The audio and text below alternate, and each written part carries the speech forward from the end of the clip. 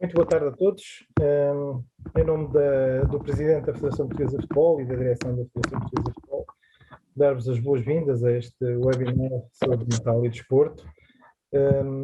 Um agradecimento também ao Ministério da Saúde e ao Sindicato de Jogadores de Futebol Profissional pela sua disponibilidade e interesse para estabelecer esta parceria com a Federação Portuguesa de Futebol, com o objetivo de aliar, investigar, analisar, discutir o tema do desporto e a saúde mental. Um grande bem-aja.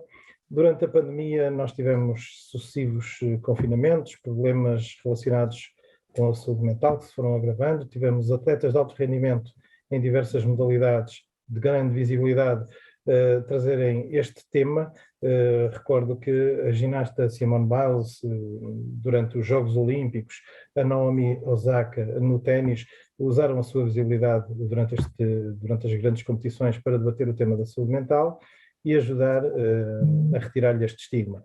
Inspirado nesse poderoso exemplo, a Federação Portuguesa de Futebol desafiou o Ministério da Saúde e o Sindicato de Jogadores de Futebol Profissional para, com a ajuda de atletas de várias modalidades, especialistas, treinadores, ou seja, desbloquear a conversa sobre o tema da saúde mental em Portugal. Falar sobre a sua importância na performance desportiva, falar sobre a sua importância e a importância dos atletas e a sua visibilidade para nos ajudarem, para agirem como desbloqueadores deste tema. Enfim, estes são os propósitos, os objetivos para esta iniciativa, para esta parceria entre estas três instituições. Hoje o webinar conta com um painel de luxo e eu, naturalmente, não poderia deixar de agradecer a presença do Sr. Diretor do Programa Nacional de Saúde Mental, do Ministério da Saúde, o professor Miguel Xavier, do responsável do projeto de saúde mental do Sindicato de Jogadores Profissionais de Futebol, o Pedro Teques, da Ana Bispo Ramírez, uma especialista em Psicologia do Desporto e Performance, a atleta olímpica de judo, Joana Ramos, a recordista nacional de 100 metros no atletismo, Lorena Basolo, e a dois comendadores que estão aqui connosco hoje, o comendador Fernando Pimenta, atleta olímpico, medalhado olímpico e atual campeão do mundo de canoagem, e o comendador Jorge Brás, selecionador nacional de futsal, campeão da Europa e campeão do mundo. Um grande bem-aja a todos vocês e à Rita, naturalmente, pela moderação que vai fazer deste webinar. Muito obrigado. Obrigada, Pedro. Obrigada, Pedro. Também eu estou muito entusiasmada e bastante feliz, é mesmo esse o termo, de iniciarmos hoje aquilo que consideramos ser uma parceria que se pretende que não se esgote só nesta semana em que se fala da saúde mental, e recordo que no dia 10 de outubro celebra-se a nível mundial o Dia Internacional da Saúde Mental, e hoje é como se fosse uma espécie de um warm-up da Federação Portuguesa de Futebol com estes parceiros, o Ministério da Saúde e o Sindicato dos Jogadores, que depois desafiaram este grupo fabuloso de pessoas para discutirmos então hoje a saúde mental e o desporto, mas isto depois vai ter continuidade no dia 10 com um filme que vamos lançar com a presença de vários atletas que vão servir, de certa forma, como desbloqueadores de conversa, e durante todo o ano a Federação Portuguesa de Futebol, o Ministério da Saúde e o Sindicato pretendem também levar a cabo ações de formação que achamos que são determinantes nesta área, ações de divulgação para que se consiga cumprir então esse propósito de tornar não só aqui os jogadores de futebol, mas os atletas, e é por isso que estão aqui tantos hoje, como desbloqueadores de conversa no que à saúde mental diz respeito. E temos, como sabem, um longo caminho em Portugal para fazer. O Pedro fez as apresentações, coisa que eu agradeço muito. Eu vou, se não se importam, furar aqui um bocadinho o protocolo, porque gosto, eu acho que estas coisas se deve furar os protocolos, e depois porque quero começar aqui já com uma provocação, digamos assim, ao Jorge Brás, como vocês sabem é o atual campeão do mundo. O Jorge aceitou este nosso convite muito antes de saber que se ia sagrar campeão do mundo, e está aqui a cumprir, claro, com a sua palavra. Mas porquê é que nós convidámos o Jorge Brás? Porque o Jorge Brás integra nas suas equipas técnicas técnicas a componente da psicologia, tem um psicólogo nas suas equipas técnicas. E eu, na preparação para este webinar, pude, por exemplo, ler uma entrevista do jogador Bebé, que teve um papel determinante nestes resultados fantásticos do Mundial, como toda a equipa, e pensei para mim, Jorge Brás, será que o facto de terem também este acompanhamento do lado psicológico desta equipa, não diria que é o maior mérito, mas que também tem o seu mérito na conquista destes títulos? Boa tarde, Rita. E parabéns. Obrigado. Boa tarde a todos. Em primeiro lugar, é uma honra estar presente e ao lado de tantos campeões, talvez seja o mais recente, mas ao lado de tantos campeões, um cumprimento especial ao Pimenta, que também nos ajudou e nos incentivou ali no início do estágio, esteve connosco e espicaçou-nos muito para isto. Claro, a Lorena e a Joana Ramos, duas referências enormes, portanto um prazer enorme estar aqui convosco. A Ana Ramis, que já conheci uma outra vez, e o Pedro, que me tem desafiado também algumas vezes para falar sobre algumas destas questões. Claro, um prazer enorme estar com todos vocês, e claro, o Miguel Xavier como representante daqui da saúde mental, não é, do programa. Uhum. Em relação à sua questão, Rita, tudo é importante, não é? Nós não podemos andar sempre a dizer que falta isto ou falta aquilo para alcançarmos o sucesso, mas não fazemos nada para alterar. Eu acho que esse muitas vezes é o nosso problema. A questão mental, a forma como no fundo temos objetivos, mas depois trabalhamos para os alcançar e para lá chegar, estes aspectos, o lado psicológico, claro que é muito importante. E muitas vezes ali na decisão para no fundo ficar mesmo no cume da montanha, não é? Como eu referi, é decisivo. Nós temos o psicólogo, o Jorge Silvério, não é? Que toda a gente sabe quem é, faz parte da nossa equipa técnica. O Jorge Silvério, como eu digo, é um treinador que se preocupa com uma área que é muito dele. Não me perguntem o que faz ou como faz, existe ali uma grande independência e uma total confiança. Como eu costumo dizer, confio tanto no que ele faz que nem quero saber o que faz. A questão é que as pessoas mais importantes, que são os atletas, sentem-se bem, gostam de ter esse apoio, e o Jorge é uma pessoa que nos tem ajudado a refletir no planeamento, na organização do treino, das ações, da comunicação, do feedback, quer do nosso lado, equipa técnica, mas depois muito com os jogadores, não é? Portanto, é uma área que temos sempre a tendência para falar nela, sempre, em qualquer intervenção, em qualquer entrevista. Então sempre que há insucesso lá vimos nós porque falta mentalidade, ou não conseguimos manter a concentração, ou porque... mas depois nada fazemos para alterar. Exatamente. Há muitos anos que o futsal, por exemplo, falava sempre, falta um bocadinho de mentalidade, falta isto, falta aquilo. O Jorge tem estado a trabalhar connosco já há bastante tempo. Antes de estar integrado na equipa técnica, havia já uma ligação informal. O Jorge era uma pessoa que estava presente nos pavilhões, muitas vezes sentado atrás do nosso banco, ninguém sabia, nessa altura não estava, mas estava, e houve sempre alguma preocupação da nossa parte em ter essa ligação e haver a preocupação de incluir, quer no planeamento de todo o processo de treino, de toda a atividade das seleções nacionais, quer depois na sua execução e depois no acompanhamento ao longo do... Portanto, podemos dizer que é também uma peça fundamental. Uma equipa é feita de peças e é também uma peça fundamental. Passo de um campeão do mundo para outro campeão do mundo, talvez um dos primeiros a falar sempre abertamente de que a sua preparação física, a sua forma incrível e os títulos que já ganhou são resultado de um trabalho multidisciplinar de várias equipas. Falo do nosso Fernando Pimenta, atual campeão do mundo e um dos mais medalhados atletas portugueses. Fernando, para ti o acompanhamento psicológico é tão importante como um fisioterapeuta ou um preparador físico? Podemos dizer isto assim? Queres explicar?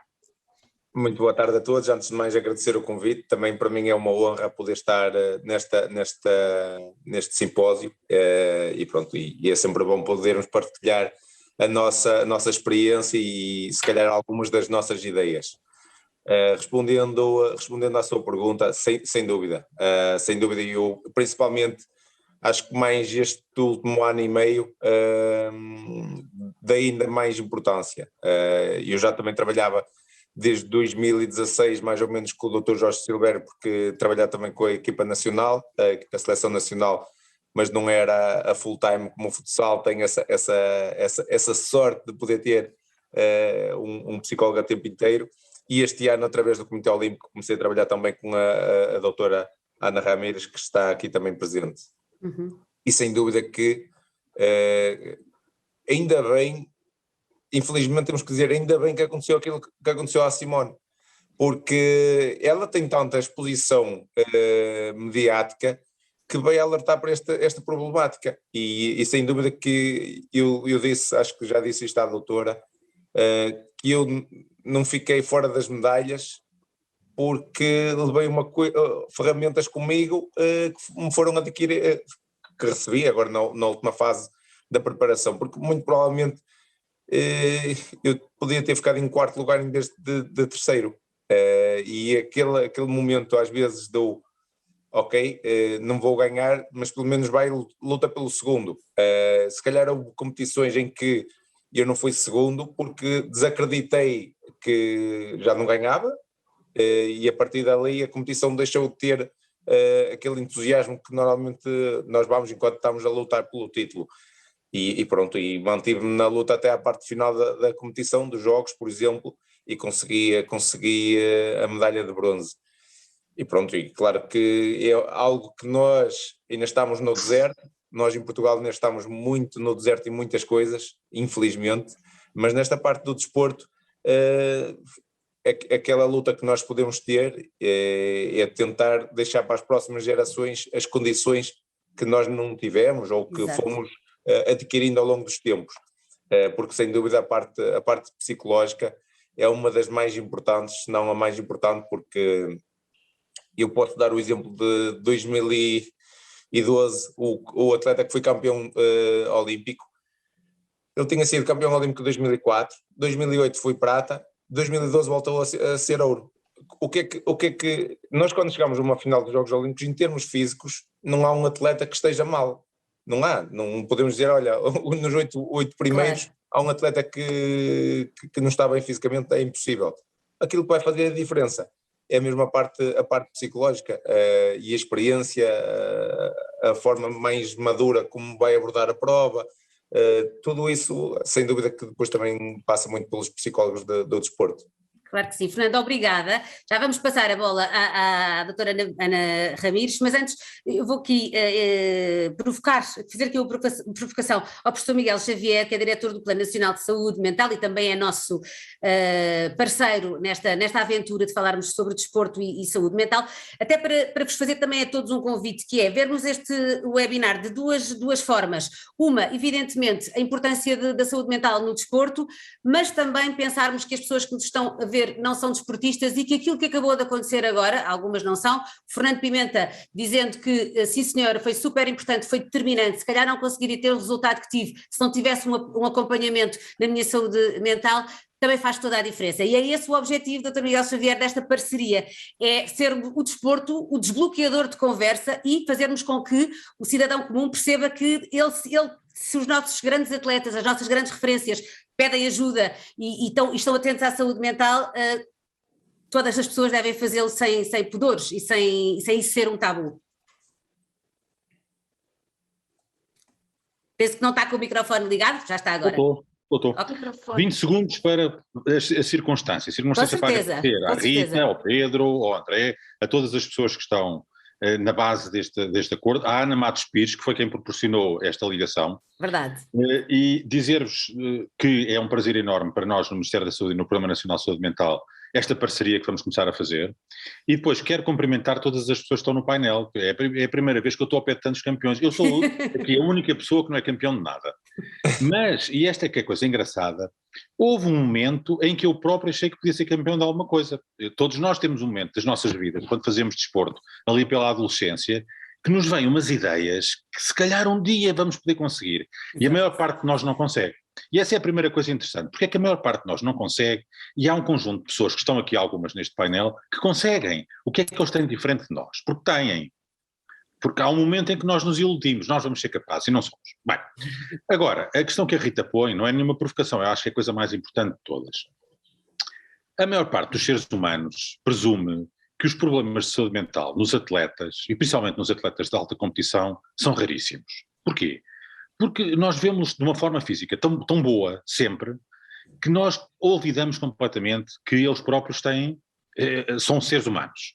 Mas nós temos uma questão que não conseguimos fugir a ela, e eu também não consigo. Eu estava há bocado, a Rita a falar do bebê, eu não conseguimos fugir. Não era do bebê é o jogador de futebol. Claro, é assim. Nós até, por volta dos 8, 9, 10 anos, idealizamos os nossos pais. E depois isso passa-nos. Mas não deixamos de idealizar os desportistas de alta competição. A vida toda. Eu outro dia estava a ver o bebê à baliza e vi-o cair, numa das jogadas, vi-o cair de uma forma perigosa. E a minha ideia que veio imediatamente, apesar de ser médico, foi: ele vai se levantar imediatamente e vai assumir o lugar entre os postos. Nem me lembrei que se fosse lá eu a estar lá, eu estava aflito, estava cheio de dores, etc. Não, a nossa mente, aquilo que nós estamos programados é... A nossa expectativa. Um atleta de alta competição é um super-homem. E o problema é que as coisas não são assim. E, de facto, isto ligado, por um lado, ao estigma e ao medo de pedir ajuda, faz com que, de facto, os atletas de alta competição, e mesmo os outros que não são de alta competição, apesar dos estudos mostrarem que não têm mais problemas psicológicos que as outras pessoas, também não têm menos. E como estão sujeitos, episodicamente, a níveis de exigência que a maior parte dos seres humanos, como nós, não está, faz com que, de facto, ou se atua, isso foi o que o Fernando Pimenta disse, ou se atua a nível dos fenómenos intangíveis da personalidade e daquilo que é o treino mental, ou não é a preparação física que vai fazer a diferença. De maneira que eu acho que esta parceria, a grande vantagem que tem é mostrar às pessoas, primeiro, que de facto todos nós somos seres humanos e que, portanto, todos nós temos alguma vulnerabilidade. E depois, se os atletas têm, por maioria de razão nós temos. E, portanto, eu acho que isto é uma parceria que tem tudo aquilo que é necessário para ter um grande sucesso, e nesse aspecto eu estou muito, mas muito grato a vocês todos. Uma última coisa, porque eu sei que só temos 1 hora. Se há coisa difícil na luta da saúde mental e na causa da saúde mental, é encontrarmos pessoas que dão a cara. Nós já encontramos pessoas que dão a cara na fibromialgia, no cancro da mama, em várias coisas. Na saúde mental é dificílimo. E, portanto, eu ter aqui estas pessoas, campeões, a dar a cara por esta causa, vocês podem imaginar a alegria que eu tenho. Muito obrigada, Sr. Professor. E são muitos mais aqueles... Miguel, é verdade, Miguel, muito obrigada, até porque estão aqui estes campeões, mas muitos outros se vão juntar no próximo ano a esta campanha, e essa parte é um desafio, e é muito bonito estar a assistir na Federação Portuguesa de Futebol, que tem desafiado estes atletas, a forma como todos vão dizendo que sim senhora, vamos falar, as pessoas têm uma grande consciência de que é preciso falar sobre este tema. E quando eu estava a preparar esta webinar com a Ana Bispo Ramires, que desde já agradeço, que me deu aqui algumas dicas preciosas para conseguir preparar este momento, ela disse-me uma coisa que me ficou na cabeça, porque eu própria estava a dizer: Ana, tenho tanta coisa para fazer, eu própria me sinto uma atleta de alta competição e às vezes não sei gerir as minhas expectativas, acho que vou falhar, sinto-me em baixo psicologicamente, estou ótima fisicamente, mas isso repercute-se na minha cabeça e fico ansiosa e tenho ataques de pânico, porque já me aconteceu. É importante falar sobre estas coisas. A Ana dizia-me: Rita, mas tu na tua vida és uma atleta de alta competição, à tua maneira. E eu adorei esta abordagem, Ana, porque acho que as pessoas que nos estão a ver e que não são necessariamente atletas vão se identificar muito com esta sua teoria, digamos assim. Queres explicar? Olá Rita, boa tarde, olá a todos. Muito rapidamente dizer que de facto é um privilégio estar aqui e agradecer a presença dos atletas que temos aqui connosco, porque de facto é uma forma de remover o estigma, como o Miguel Xavier dizia tão bem.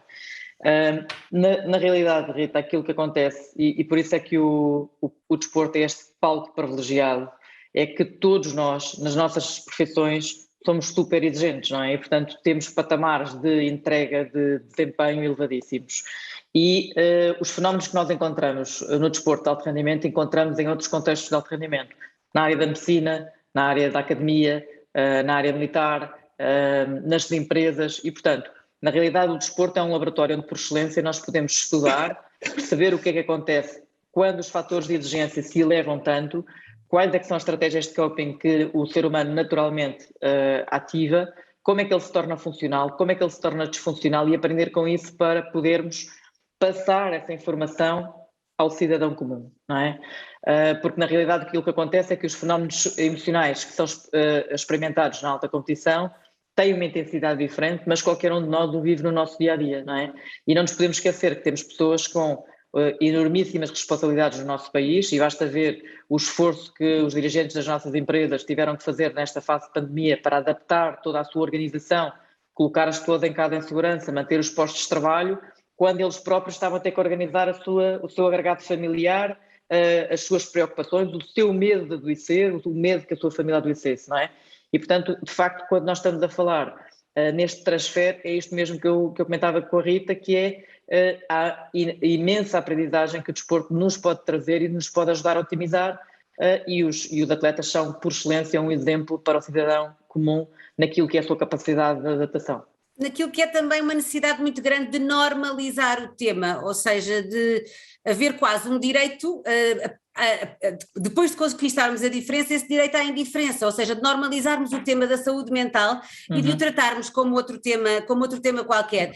Eu vou passar agora a bola a mais uma das nossas atletas aqui presentes no nosso webinar, a Lorene, que é uma atleta congolesa portuguesa. A Lorene veio do Congo para Portugal há 8 anos, em circunstâncias que não são as mais, digamos que as mais, eu não queria dizer adversas, mas são circunstâncias de luta. Eu não vou dizer a idade da Lorene, porque vocês não iriam acreditar. O que eu vos posso dizer é que a Lorene desafiou tudo e todos e conseguiu sagrar-se campeã nacional dos 60 metros em pista coberta, dos 100 e dos 200 metros, e ela diz-me que neste percurso o apoio em saúde mental foi determinante. Lorene, podes explicar-me porquê? Boa tarde a todos. Antes de mais, eu queria agradecer o convite e esta oportunidade de estar aqui hoje e conseguir partilhar a minha experiência. A saúde mental foi muito importante porque eu sou uma atleta que chegou cá e que começou também muito tarde e cheguei a alta competição, não tenho um problema nenhum também de dizer a minha idade, comecei aos 30 anos, o que é um pouco fora de comum, não é normal, mas aconteceu.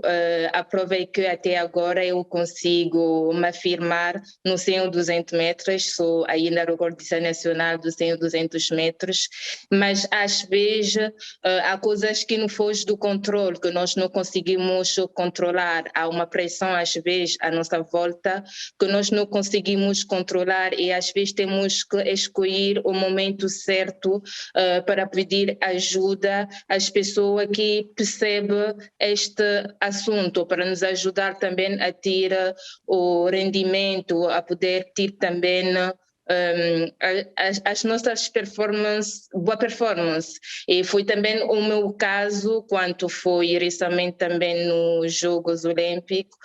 Tive uma situação pessoal que me fugiu do controle e consegui no momento certo pedir ajuda e consegui atingir alguns dos objetivos que eu tinha, que era passar na meia-final, e graças a este apoio eu consegui chegar à meia-final, e acredito que se eu não tinha esta ajuda podia ter corrido também mal, e acho que é muito importante que nós tivemos essa ajuda o dia a dia, ao longo da nossa carreira. Muito importante o teu testemunho, Lorene, porque falaste talvez a frase mais importante, pedir ajuda, que é difícil para tantas pessoas. Outra palavra que vou lançar para este debate, para irem pensando, é prevenção, que eu acho que é aquilo que falta trabalhar em Portugal, é na prevenção, para depois não termos que pedir ajuda, não é? Temos que pensar todos em prevenção. Antes de passar à Joana, que também tem uma experiência semelhante e que já vai partilhar connosco a da Lorene, eu vou passar a palavra ao Pedro Tex, do Sindicato dos Jogadores de Futebol, que fazem há muito tempo um trabalho trabalho bastante cuidadoso nesta matéria, e que convém dar visibilidade também, não é que muita gente não saiba, mas o sindicato tem iniciativas já há muito tempo na área da saúde mental que são bastante inovadoras. Pedro, quer partilhar connosco em que é que conseguimos ajudar no caso dos jogadores, em que é que o sindicato consegue ajudar quando é preciso ajuda na área da saúde mental? Olá Rita e olá obviamente a todos. Para mim é de facto um prazer muito grande, neste caso ter aqui grandes campeões e pessoas espetaculares e excelentes profissionais também envolvidos. Ora bom, um aspecto que de facto acho que é importante valorizar, e pelo menos que aquilo que é meu conhecimento é de facto valorizar o esforço do sindicato desde 2017 a desenvolver um programa de saúde mental para os futebolistas. Neste caso este programa teve, 3 etapas, e eu acho que é uma primeira etapa que é absolutamente fundamental, que é de facto fazer o rastreio e perceber de facto qual é o tipo de resposta, neste caso dos futebolistas, relativamente à saúde mental e a resposta relativamente àquilo que são as próprias exigências no seu dia-a-dia, as exigências competitivas, e depois, neste momento, aquilo que nós temos é de facto uma via baseada na confidencialidade e no anonimato, portanto existe um número em que os próprios futebolistas podem, neste caso, contactar o sindicato e depois têm acesso a apoio psicológico.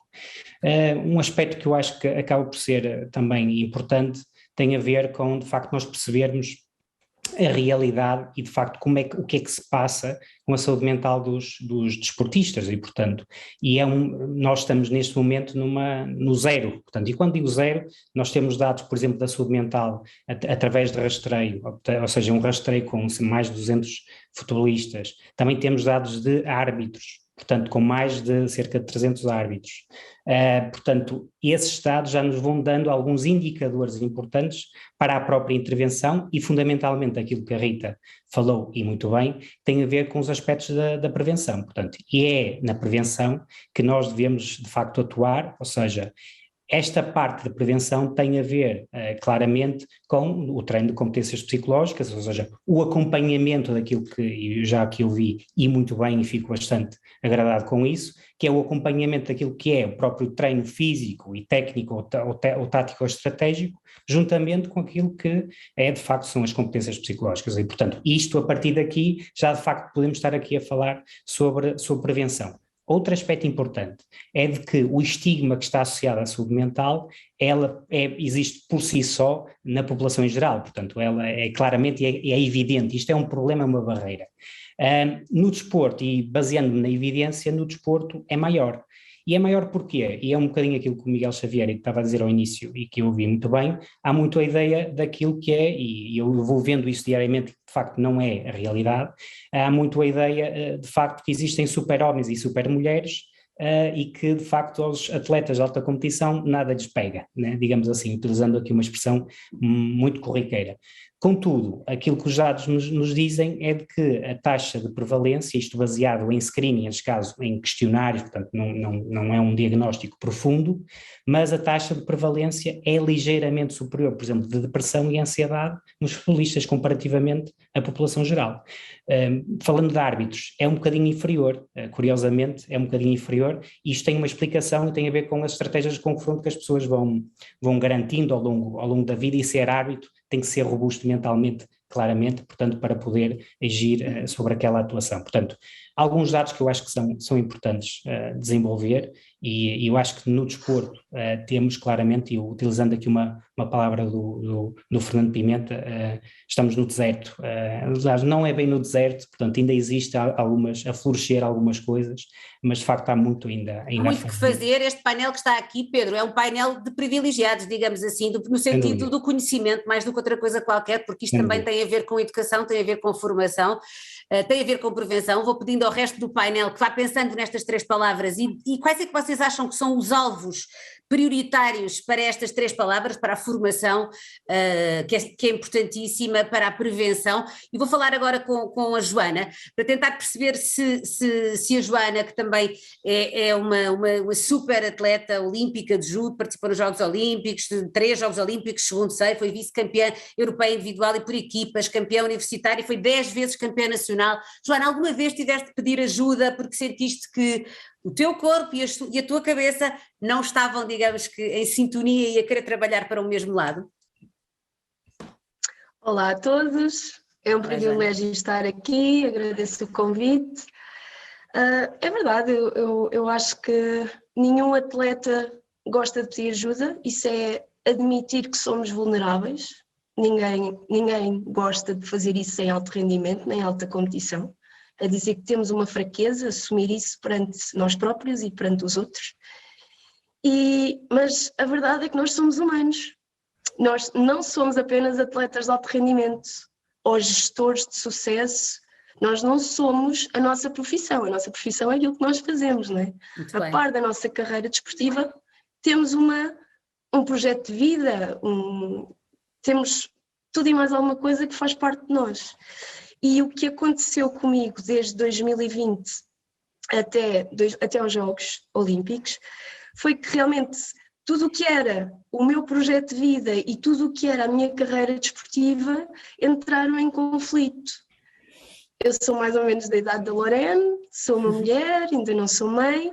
Vocês devem compreender que uma mulher quase a chegar aos 40 pensa muito nisso. E foi o que me aconteceu. Para além disso, quando dizem os jogos estão adiados, eu tinha muitos planos, eu ia fazer tudo em setembro de 2020. Isso, vamos ao tema do confinamento que para ti foi específico, não é, Joana? O confinamento não foi propriamente fácil, continua. Bom, e como eu estava a dizer, em setembro eu ia fazer tudo, porque eu já tinha decidido que em Tóquio ia terminar a minha carreira. Não o disse publicamente, mas primeiro eu tinha que assumir tal facto perante mim mesma, eu mesma. Pronto, e o que acontece é que chegamos a setembro, depois já do confinamento e de muitas outras peripécias que se passaram, e realmente é-me pedido que eu entre em algumas competições de treino. E eu não estava bem para competir. Não estava. Eu já estava treinada, já estávamos a treinar há 3, 4 meses, mais ou menos, mas eu não me sentia bem. E consegues explicar, Joana, sem entrar na tua intimidade, não é de todo isso que se deseja, mas como é que tu percebeste que não estavas bem? Porque às vezes é importante falarmos de alguns sinais de alerta que são, às vezes são coisas que as pessoas não se apercebem, não se apercebe quem está ao lado, não se apercebe a própria pessoa, acha que está às vezes com outro tipo de patologia qualquer. Podes tentar explicar o que é que sentias ou algumas das coisas que sentias? Certo, então, como eu sou judoca, eu sou uma lutadora. E assim também na minha maneira de encarar a vida e os desafios. Tenho muita ambição, mas uma ambição boa de conquistar as coisas. E parecia que, apesar da chama olímpica estar acesa, a minha tinha-se apagado. Eu não sentia aquela vontade de ganhar, eu não sentia aquela vontade de me superar, eu já não queria competir. Quando antes eu ficava sem competir, eu ficava louca quase, porque era impossível aguentar o meu corpo a querer desafios, e eu simplesmente não queria ser desafiada. Eu tinha um compromisso, eu comprometi-me com Tóquio 2020, julho, e já estávamos muito além de Tóquio 2020, julho, estávamos em setembro. E eu aí tive que falar com os meus treinadores, tive que assumir e tive que procurar dizer-lhes ajuda. que, apesar de não ter uma lesão física, não estava bem. Não estava bem do ponto de vista mental. E ninguém me podia obrigar a entrar numa competição. Com certeza. Porque nunca foi preciso. Eu entrei no judo aos 13 anos pelo meu próprio pé, portanto nunca foi preciso ninguém me empurrar para coisa nenhuma. E toda a gente conhecia a minha personalidade, então realmente, ok.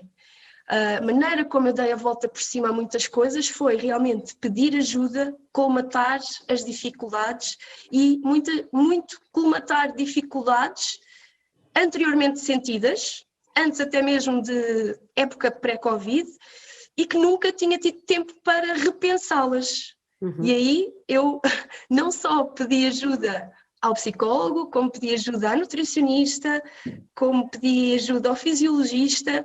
Foi a tal equipa, não é? Que deve ser uma equipa multidisciplinar. Joana, testemunho fantástico. Mas desbloqueaste. A Joana, porque pediste ajuda, lá está, sentiste os sinais e pediste ajuda, mas tu quando chegas ao pé do teu treinador tens alguém que te ouve. Por exemplo, um jogador que chega ao pé do Jorge Brás sabe que há um psicólogo na equipa, isso é uma grande vantagem. Muito rapidamente, Jorge Brás, já lhe aconteceu ser interpelado por um jogador dizendo: eu sinto-me bem fisicamente, mas a minha cabeça não está aqui, eu preciso de ajuda? Já, é evidente, e que está ansioso e que muitas vezes, e eu ouvi já vários testemunhos, eles evitam ao máximo. Não é?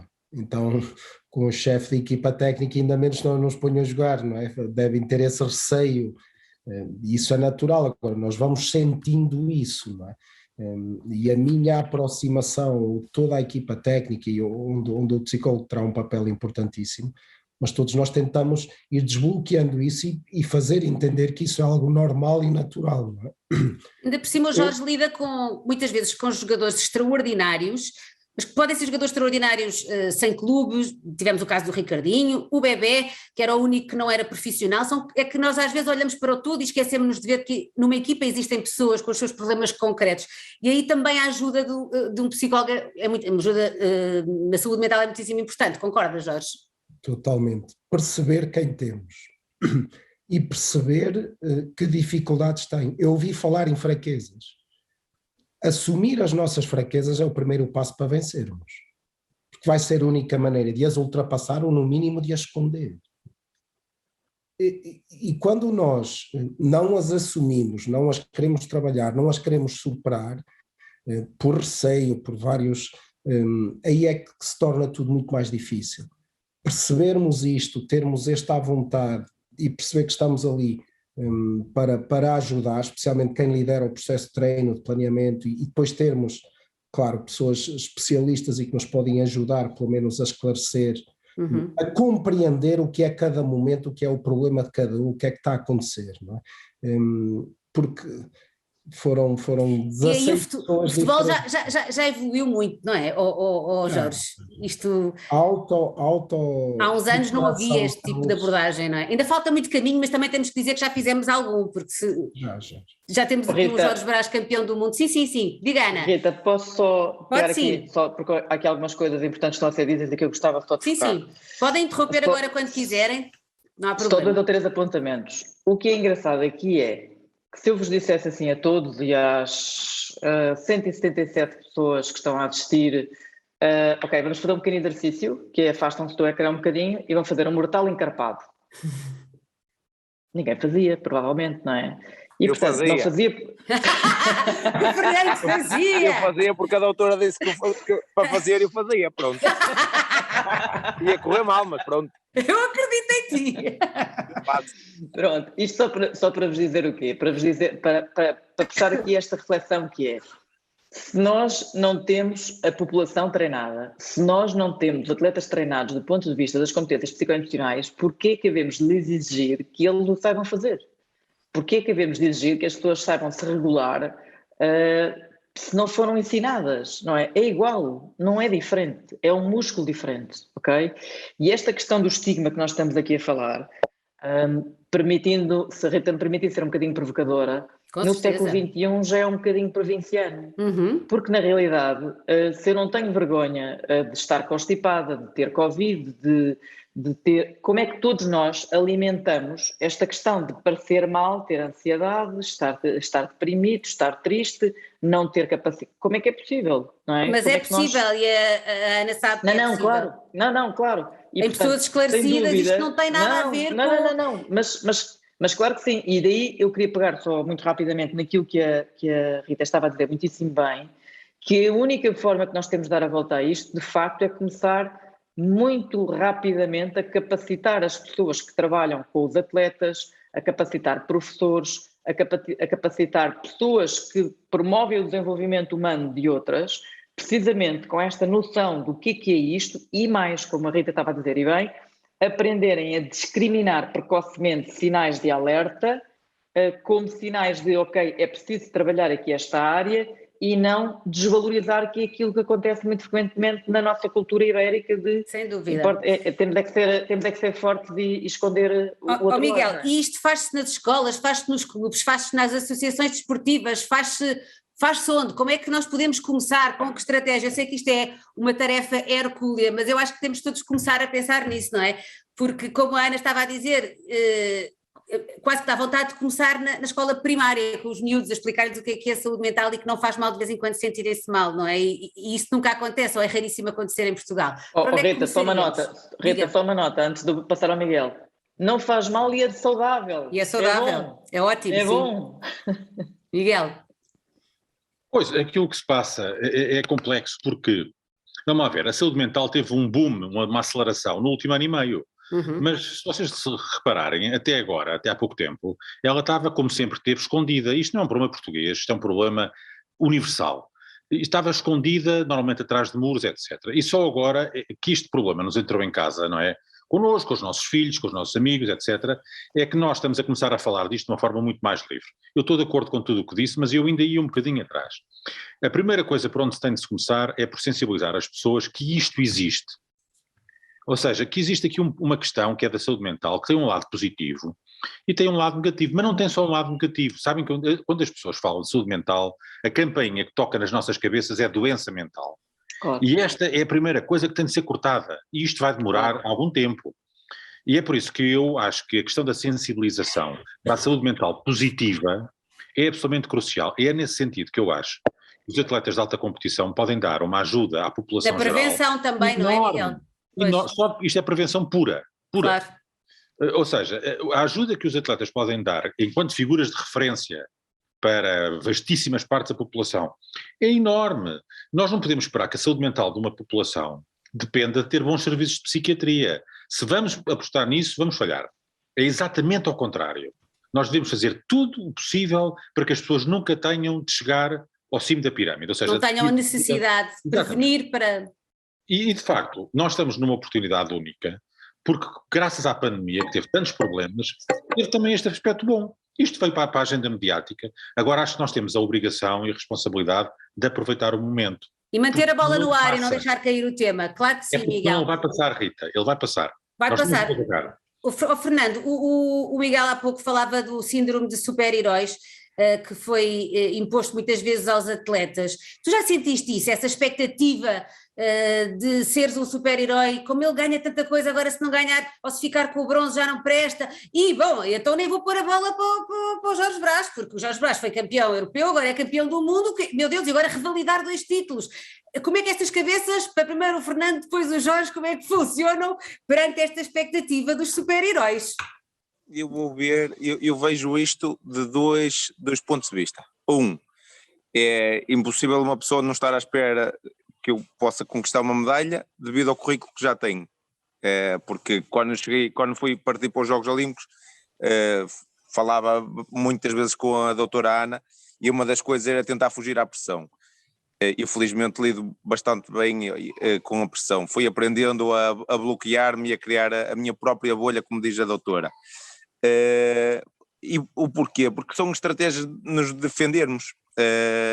Eu quando parti para os Jogos, tu vais conquistar a 106ª medalha da tua carreira internacional, e eu pensava assim, mas tu sabes a preparação que eu fiz, se tudo correu bem dentro do planeado, se eu tive alguma lesão, se eu tenho algum problema familiar, tudo isso, ou seja, tentámos defender da melhor forma.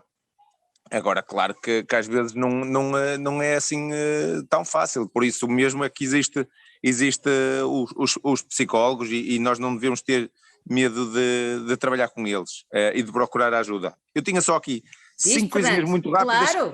5 coisinhas muito rápidas. Quando ouvi agora a Joana a falar sobre este fator que tinha planos para os pós-Jogos Olímpicos, eu senti a mesma coisa. Só que eu tenho uma sorte, sou homem.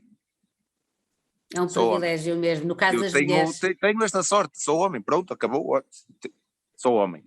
E eu tinha o mesmo plano de ser pai, a seguir aos Jogos Olímpicos, para já ainda quero continuar a minha carreira. Quando tu dizes esse privilégio, só para explicar às pessoas, por causa do chamado prazo de validade que as mulheres têm sempre em cima da cabeça e que os homens têm menos no que diz respeito uma mulher tem que carregar o bebê e durante aqueles meses não treina. Exatamente, isso mesmo. Ou está muito mais limitada. São condições diferentes. E eu tinha isso como objetivo para 2020, ser pai, e quando foi adiado os Jogos Olímpicos, uma das coisas que me veio à cabeça, bem, já vou ter que adiar, mas pronto, felizmente a minha mulher, conversámos abertamente, pus-lhe as coisas em cima da mesa, ela já me conhece e sabe perfeitamente o meu estilo de vida, que é mais de 250 dias fora de casa, ou seja, um imigrante puro, e sabia que se fôssemos pais antes dos Jogos Olímpicos, que ia ter que aguentar sozinha o barco, e ela assumiu esse compromisso que se ia aguentar o barco. Não foi fácil. Tu é que aguentas o barco, mas ela também aguenta um barco muito importante, não é? E em dezembro de 2020 fomos pais. Foi em 2020, cumpri um dos objetivos que tinha. Não foi fácil. Sei que ela depois desabafou comigo pós-Jogos Olímpicos, que passou por períodos muito, muito, muito duros, sozinha em casa, como devem perceber. Quando a Margarida se lembrou de nascer, estava sozinha no apartamento também. São coisas que depois a nós também nos fazem cair na balança. Outro dos pontos que eu até anotei aqui foi que nós, quando falamos da parte do deserto, é verdade, porque uma mulher que queira ser mãe em Portugal, atleta, no dia que ela diga que quer ser mãe ou vai ser mãe, a carreira dela leva ali um ponto final. Infelizmente é mais ou menos isto. Esse é um ótimo tema, para o qual eu te convido já para outro painel que podemos fazer um destes dias, porque é um ótimo tema, de facto, e é ótimo ver um homem falar com tanta consciencialização disso, mas tenta focar-te no tema da saúde mental. É assim, isto faz parte da saúde mental. Pois faz. Faz muito parte da saúde mental, porque uma atleta, se não estiver, não souber, ok, vou ser mãe e depois posso continuar a minha carreira desportiva. Claro. Com todo o apoio. Eu falo disto porque tenho conhecimentos em muitos países e falo com atletas. Tenho atletas húngaras que vêm para Portugal estagiar e com elas vem uma babysitter a tempo inteiro e elas não têm que se preocupar com a criança quando estão a treinar. Tem a ver com as condições, exato. Uhum. E são coisas que nós temos que desbravar esse caminho se quisermos ter, lá está, a parte da igualdade. Eu tenho colegas meus homens que quando vão para estágio durante 3, 4 semanas têm a possibilidade de ter lá as suas mulheres durante alguns dias e os filhos, para lhes criar esse momento psicológico de relaxo e de conforto.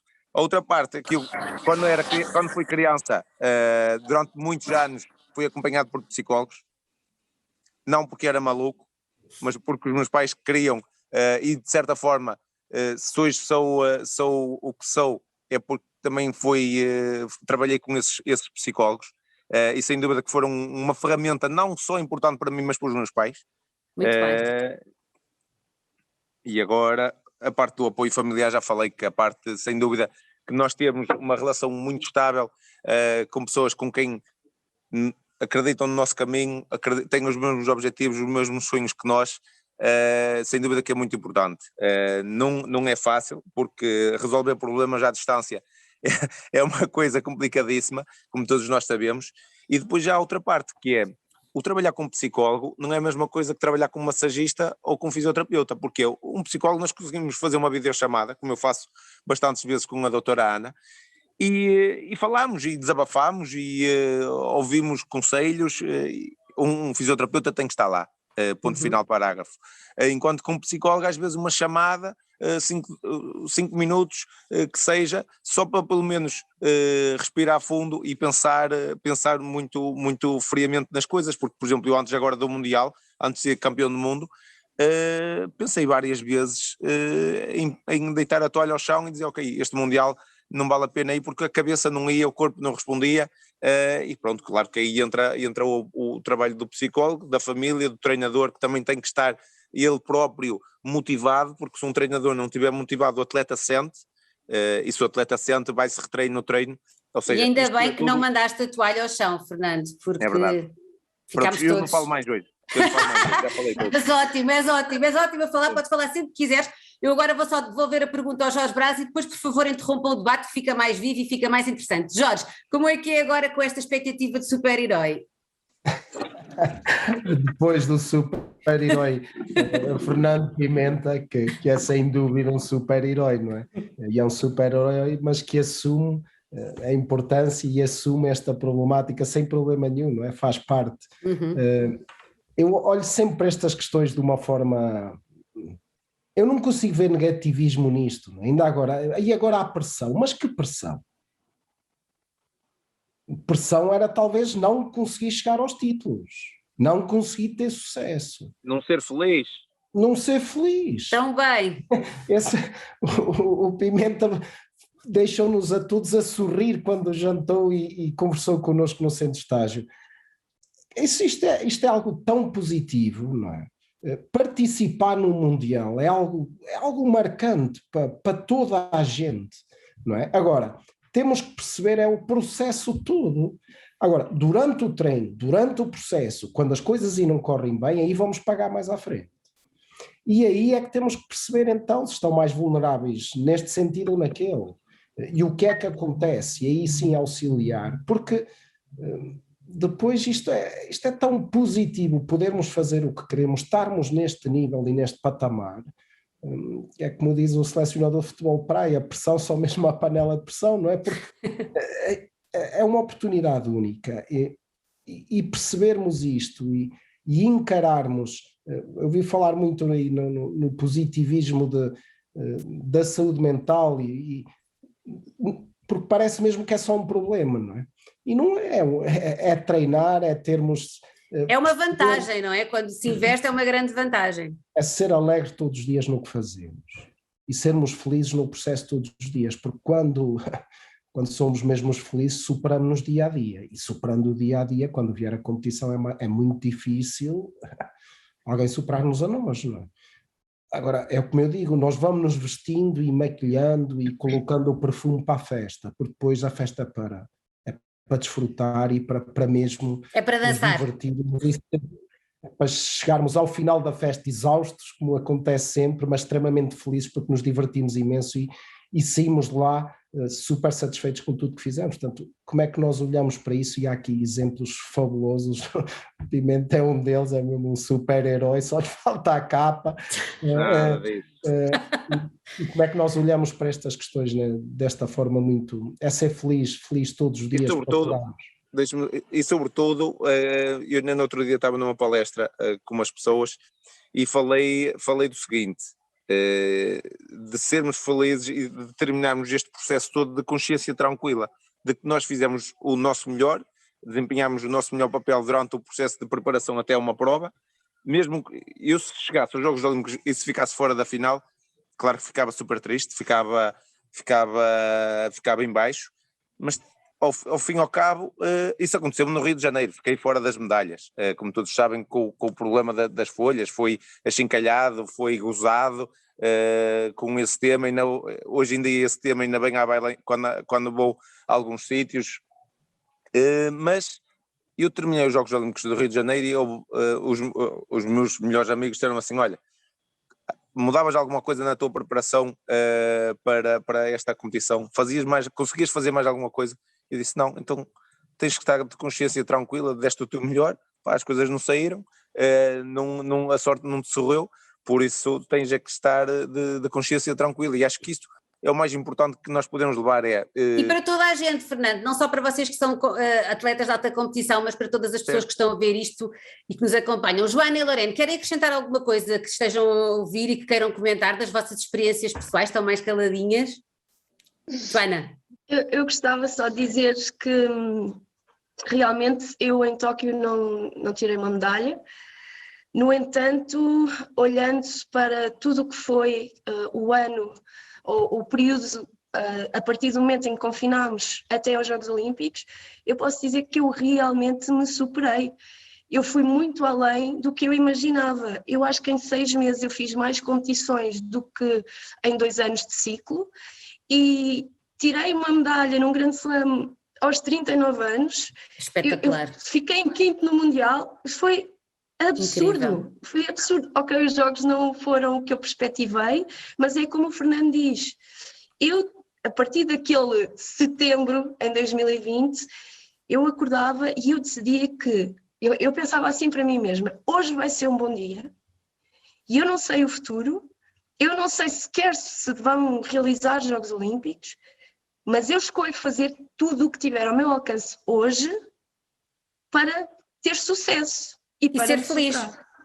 Lorene, eu quero só acrescentar e dizer que tudo é possível e nós temos que só trabalhar da mesma forma que nós trabalhamos o nosso físico e da mesma forma também que nós devemos trabalhar o nosso mental, porque as duas coisas têm que estar em sintonia para ter o sucesso e para seguir em frente. E temos que acreditar em nós e não olhar um calendário, o tempo, o número, mas acreditar em nós porque tudo é possível e seguir em frente.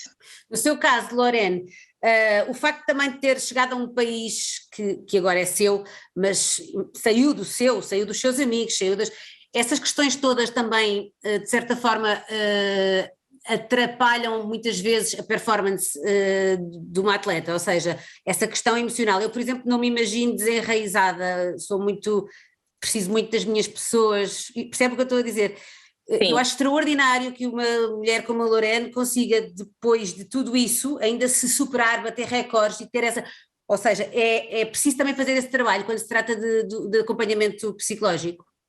Sim, no início eu não era destas pessoas que acreditava nisso, eu pensava que eu conseguia fazer tudo sozinha e pensava que eu conseguia tomar o controle de todas as coisas, mas ao final do tempo eu... vi que eu não conseguia, ao momento que eu conseguia treinar muito bem, mas havia um momento quando eu chegava na hora H, os resultados não saíam.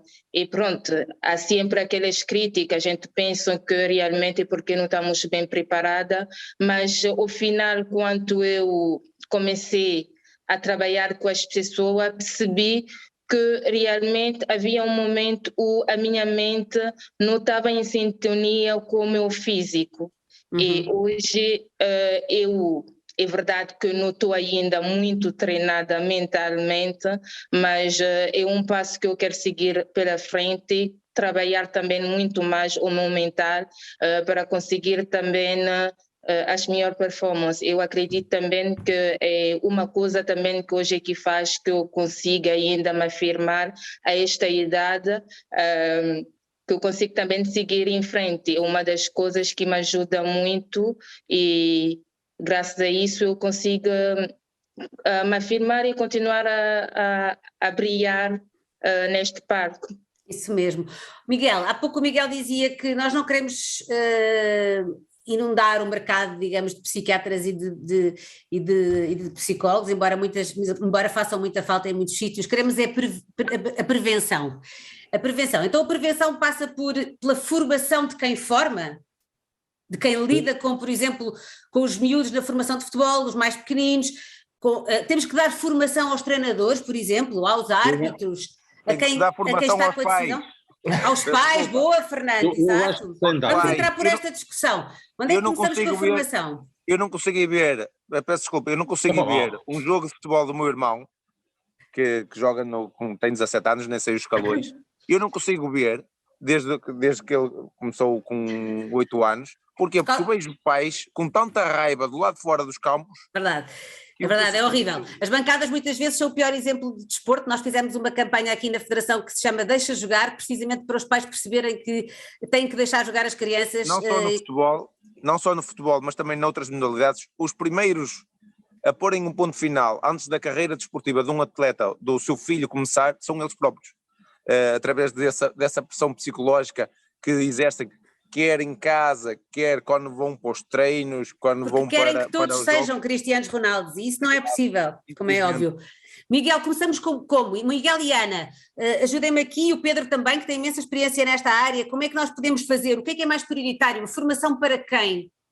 Bem, antes de formação, há a informação. Informação. Não pode haver formação se não houver informação primeiro. Exato. E eu acho que aí é um problema que não é do desporto, é um problema da sociedade toda. Nós, neste momento, temos, por exemplo, uma sociedade que forma os nossos miúdos nas escolas, ensinando-lhes como é que funciona o coração, os rins, isso tudo, mas não lhe dá o mínimo de competências socioemocionais. De maneira que, enquanto esse tipo de coisas não mudar, nós não podemos querer que o nosso povo tenha uma saúde mental muito boa. De maneira que temos que começar pela informação. Primeiro informar e sensibilizar, que é o que estamos a fazer aqui. Começar por aí. Isto que nós estamos a fazer aqui é crucial. Depois há um passo em que isto pode ser detalhado, já mais direcionado, por exemplo, a nível de quem está a formar outras pessoas. E eu acho que esse é um segundo passo que nós devemos avançar claramente. Não estamos a falar de apoio psicológico ainda, estamos a falar de algo que está antes disso. Aquele kit que vocês no Ministério têm no plano, Miguel, fala-nos só um bocadinho sobre isso, porque isso é algo que nós consideramos muitíssimo interessante e que até vamos apresentar à comunidade, neste caso à comunidade do futebol e às associações mais tarde, mas fala um bocadinho disso, porque isso são pequenos sinais que toda a gente pode conhecer, não é?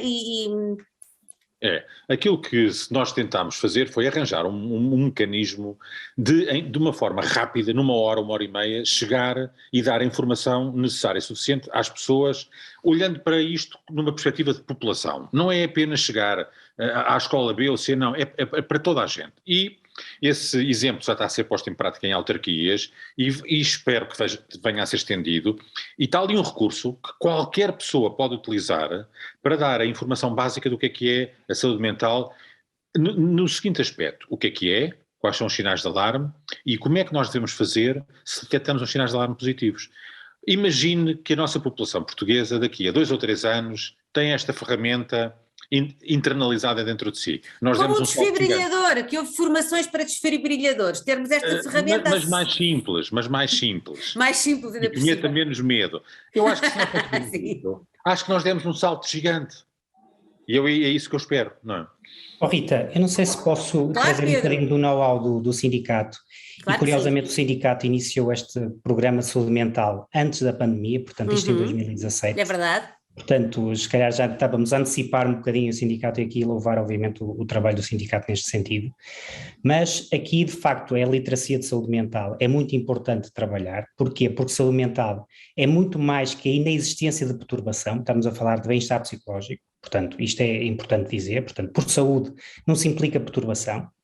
E outro aspecto que eu acho que também é importante relevar tem a ver com esta questão, e o sindicato por acaso já tem um booklet, portanto, que disseminou junto dos futebolistas para ter acesso a esse tipo de informação. Portanto, acho que esta questão informativa, de facto, acho que é basilar e que toda a gente concorda que será importante, portanto, trabalhar a literacia.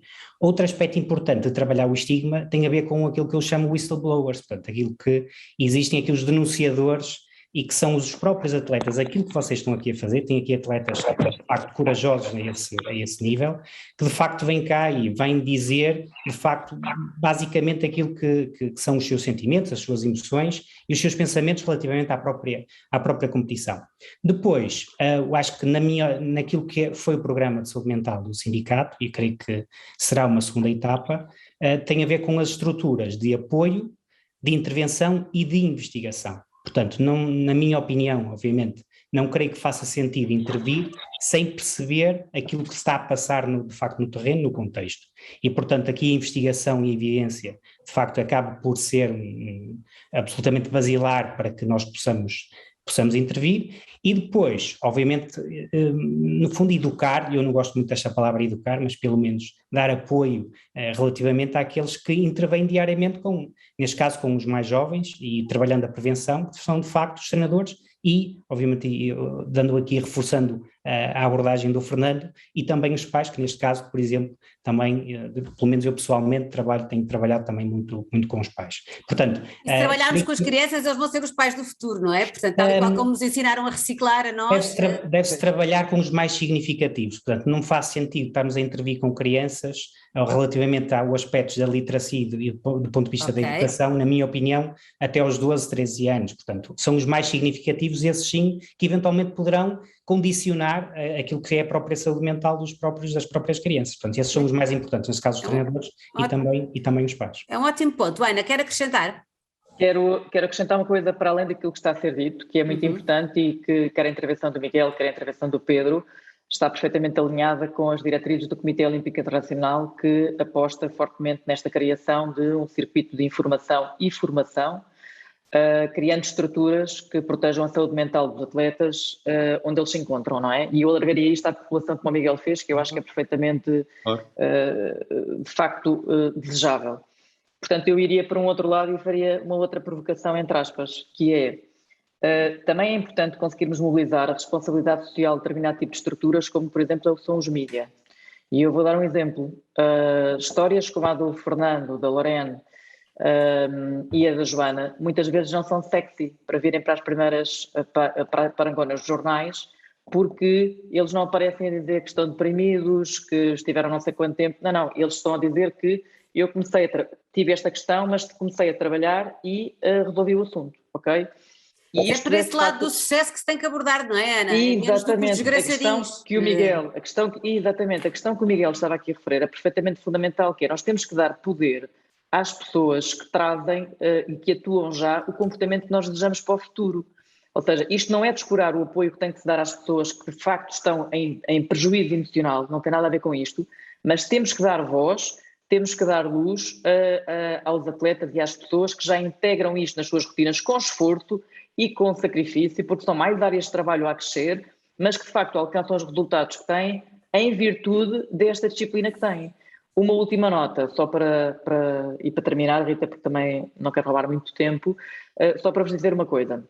Agora, retirando aqui o Fernando de Sena, Fernando goza de um palco, talvez por ser homem, talvez por ter muitas medalhas, mas a Joana e a Lorene são dois monstros em termos de determinação, capacidade de trabalho, resiliência, capacidade de produzir, entregar desempenho, e se a nossa população, 30% a 50% da nossa população partilhasse destas características, nós como país estaríamos num sítio completamente diferente. E portanto estas pessoas, estes atletas que são invisíveis e que são tão facilmente criticáveis pelo nosso povo, nós tivemos, eu, a Joana e a Lorene, estivemos, e o Fernando estivemos em Tóquio, e nós sabíamos que ao final de uma semana em Portugal já estava tudo a tirar ao ar porque não havia medalhas. Isto é de uma ignorância atroz. Não é? E portanto, nós temos de facto de pegar nestas pessoas e dar visibilidade porque elas são exemplos para a sociedade. Já agora, passando a publicidade, é isso que tento fazer todas as semanas no canal 11 do programa Máquina do Tempo, em que entrevisto atletas, desde aqueles que têm mais visibilidade aos que estão a dar a primeira entrevista pela primeira vez. Aproveito para combinar, já com o Jorge Brás, com o Fernando, com a Lorene e com a Joana, que gostaria muito de os ter aos quatro, em momentos diferentes, claro, na Máquina do Tempo. Eu vou pedir agora só ao Jorge Brás e ao Fernando Pimenta, porque temos aqui perguntas da Agência Lusa, temos muita gente a ver-nos e temos aqui algumas perguntas que nos foram enviadas pela Agência Lusa e que são especificamente para o Jorge Brás e para o Fernando Pimenta, e então para o Jorge Brás vou passar a ler. Jorge Brás, como foi gerida a saúde mental de determinados jogadores do Mundial de Futsal, como é o caso do Ricardinho, que está sem clube, ou do Bebé, que era o único não profissional? Eu, por acaso, já tínhamos falado sobre isso, mas já agora mais especificamente, se quiser responder, Jorge. O Bebé era o maior profissional deles todos. Toda a gente está a passar agora esta mensagem, quando o Bebé era o maior profissional desses todos. É como alguns treinadores da Liga Placar dizem, eu é que sou profissional, porque saio do banco e ainda vou trabalhar até à 1 da manhã no clube. O Bebé é um exemplo de vida, não é? Tem objetivos, quer muito. O Ricardinho, com tudo o que passou para alcançar aquele objetivo, se calhar foi essas dificuldades todas que passou que fez com que, em momentos muito difíceis, durante o Mundial, estarmos a vencer, empatar e irmos para prolongamento, estar a perder logo ao intervalo, se calhar com tudo o que passou, como eu digo, sabemos que vai ser difícil, o processo de preparação vai ter muitas dificuldades para eles superarem. Portanto, como é que nós vamos gerindo isso? Isso depois é o dia a dia, as expectativas de cada um deles, mas como é que eles se prepararam todos para ir para o Mundial? E como é que nós vamos sentindo e ajudando? E claro que o psicólogo é uma ajuda importantíssima. Portanto, gerir isso ou atuar mais desta forma ou daquela, da minha parte é sempre muito fácil, porque sou o primeiro a colocar-me ao lado deles para tudo. As pessoas mais importantes, o ator mais importante são eles. Não somos nós, não é o staff, não é o psicólogo, santa paciência, não é. Nós somos pessoas que estão ali para criar as melhores condições e os ajudar a eles, para que eles consigam exibir aquele potencial todo, não só individualmente, porque depois como se ligam cada um deles é fantástico. Uma equipa nunca são os 16, não é? Eu costumo dizer os 16, se somarmos aquilo dá 1000 e tal ou 2000 e qualquer coisa, porque aquilo é sempre a multiplicar, não é a somar, porque quando ligamos competências e somos resilientes mas solidários uns com os outros, não é? Eu quando digo esticamos o braço para apanhar e ajudar o que está ao lado, isto não são só 5 a jogar, aqueles 5 representam muito mais. Percebe-se muito bem porque é que o Jorge Brás é campeão do mundo, desculpe que lhe diga isto. É muito bom quando o ouço, sempre que o ouço penso nisso, são muitas competências juntas e certamente não são só as competências técnicas. Uma pergunta do Jornal de Notícias para o nosso Pimenta. Quase que há um Pimenta nos Jogos Olímpicos e um Pimenta em todas as outras provas. A única coisa que separa esses Pimentas é a capacidade de chegar ao ouro. Depois de uma análise pessoal ao que tem acontecido, qual é que considera ser o seu principal entrave nos Jogos Olímpicos? Jornal de Notícias, Pimenta. Eu não tive nenhum entrave nos Jogos Olímpicos, o único entrave é que encontrei 2 húngaros mais fortes que eu. Foi o único entrave que eu apanhei. Pronto, foram mais rápidos que eu. Pronto, foram 2 entraves, hein? Pronto, foi aquilo que eu apanhei. De resto, acho que não fui feliz, desfrutei muito da competição, trago lá boas memórias, não trago lá quase nenhuma fotografia, porque não. Esta semana estava a tentar ver fotografias dos Jogos Olímpicos para publicar qualquer coisa, e eu realmente fui para lá numa cena só de competir e vir embora, porque não tiveste tempo para uma selfie, Fernando? Não tirei fotografias com a medalha lá na aldeia, por exemplo, e certos sítios na aldeia nem sequer os fui visitar porque estava na minha bolha, e agora vejo colegas meus a dizer, olha, tu não tiraste nenhuma fotografia ali ou lá, e vou vendo colegas meus mesmo estrangeiros a publicar fotografias, e assim, eu não passei por aqui sequer, mas pronto. Estavas mesmo na tua bolha. Pronto, a minha recordação que eu trago lá é a medalha. É suficiente. As fotografias agora posso fazê-las todas. Agora mais uma pergunta do Jornal de Notícias para a Lorena e para a Joana. Por acaso foi o Fernando a introduzir este tema, mas podem fazer aqui um apanhado. Antes de mais, muitos parabéns pelas vossas conquistas mais recentes. No vosso trabalho a nível psicológico, que papel teve o preconceito para com as mulheres no desporto? Aquela conversa de que uma mulher tem que se dedicar à família e deve preterir o desporto em função disso, alguma vez vos passou pela cabeça e condicionou os resultados? De certa forma é esta a pergunta do Jornal de Notícias. Pode ser a Joana primeiro e depois a Lorena. Ok. Bem, primeiro de tudo, obrigado pela pergunta, é bastante pertinente. Eu cresci nos anos 80 e vivi num lugar, uma aldeia pequena, em Coimbra, cheia de estigmas. E foi isso exatamente que me levou a ir para o judo e mostrar que era capaz e que, para além de ser uma mulher ou uma menina, eu podia bater em qualquer pessoa. Mas sobretudo foi isso, eu sou capaz de ter boas notas, sou capaz de ser uma boa desportista, aliás, porque esse sempre foi o meu grande sonho, era ser atleta olímpica. Mas não sabia em que modalidade, por acaso escolhi uma pela qual me apaixonei até hoje, e foi isso. Porquê? Por causa dos desafios. Qualquer pessoa tem desafios, seja mulher, seja homem. Claro que depois é um pouco como o Fernando explicou, casei com uma pessoa que compreende bastante bem e que é inteligente o suficiente. Não, também não tinhas casado, Joana, não é? Claro, senão não era com ele. Exato. Mas que é compreensível o suficiente e que me apoia muito, que aliás a nossa família também faz parte da nossa equipa, que me apoiou sempre na minha carreira, que comigo traçou objetivos. Assim como o meu pai, como o meu irmão, estou a falar de homens, não é? Mas até a minha própria mãe, às vezes os estigmas vêm de outras mulheres. Porquê que ela está a fazer isto? Exatamente. Eu já ouvi muitas vezes, porquê que ela faz judo? Que vergonha! A Susana Feitor contava-me isso, que corria de calções na serra e tinha muitas senhoras e senhores, mas também senhoras a dizer, olha, devias estar em casa ao pé da tua mãe e não aqui a correr na serra. A fazer canoagem que ficam com as costas tão largas. Verdade. E, por exemplo, sempre que falavam, comentavam os meus músculos, se eu não tinha medo de ficar tipo, parecer um homem, eu sempre respondia da mesma forma. Os meus músculos estão super desenvolvidos porque são o resultado do meu trabalho. Com certeza. São o resultado do máximo rendimento que eu consigo retirar daqui. Por isso eu tenho orgulho na minha figura, não tenho vergonha. E foi sempre essa a minha abordagem. E é uma ótima abordagem. Nem será.